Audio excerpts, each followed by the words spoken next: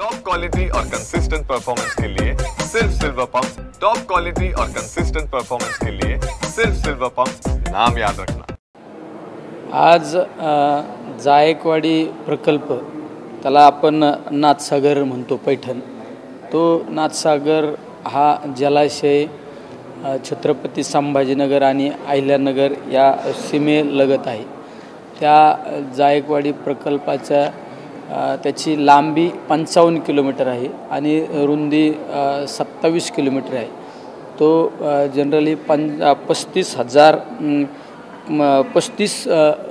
Hectare क्षेत्र, त्यामध्ये 35,000 hectare क्षेत्र त्यामध्ये त्या प्रकल्पामध्ये जात आहे। आणि त्या प्रकल्पामध्ये सौर ऊर्जा प्रकल्प होण्याचा जो सरकारने घाट घातलेला आहे, तो प्रकल्प रद्द करण्याच्या बाबत आज आम्ही केंद्रीय मंत्री भूपेंद्र यादव साहेब, आदरणीय पवार साहेबांच्या नेतृत्वाखाली मंत्री महोदयांना भेटून त्या पक्षार जो नाथसागर आहे त्या ठिकाणी जर सौर ऊर्जा प्रकल्प झाल्यानंतर लाखो लोकांना उपासमारीची वेळ येणार आहे, या सगळ्या गोष्टी जाणीव करून त्या ठिकाणी दिलेला आहे।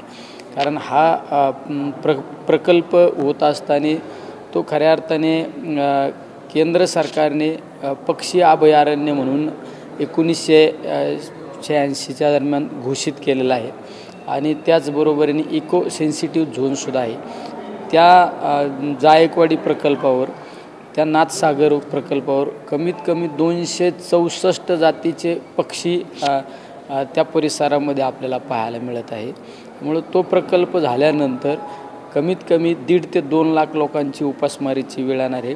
25 ते 30 हजार कुटुंब त्या मच्छीमार बांधव आमचे त्या जलाशयावर अवलंबून आहे।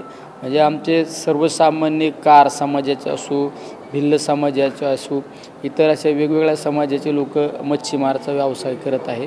त्या बाबतीत आम्ही केंद्रीय मंत्री महोदयांना पवारसाहेबांच्या नेतृत्वाखाली भेटून ह्या सगळ्या गोष्टीची त्या ठिकाणी जाणीव करून दिलेली आहे।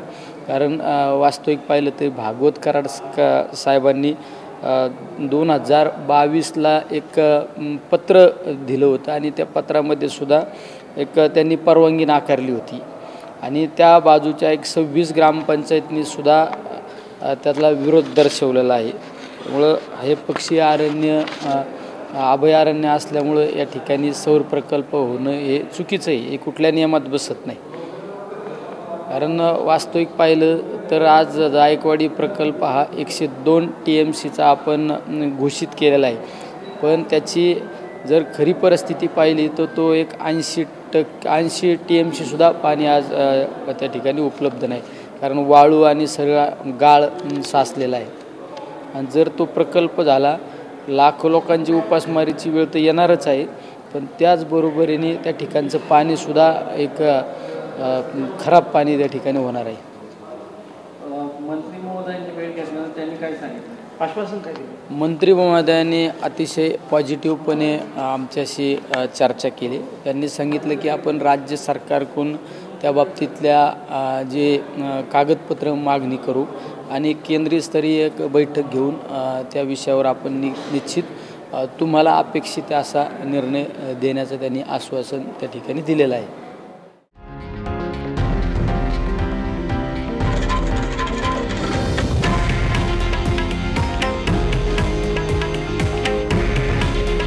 हे आहे देशातील नंबर 1 न्यूज नेटवर्क आणि आपण पाहत आहात TV9 मराठी।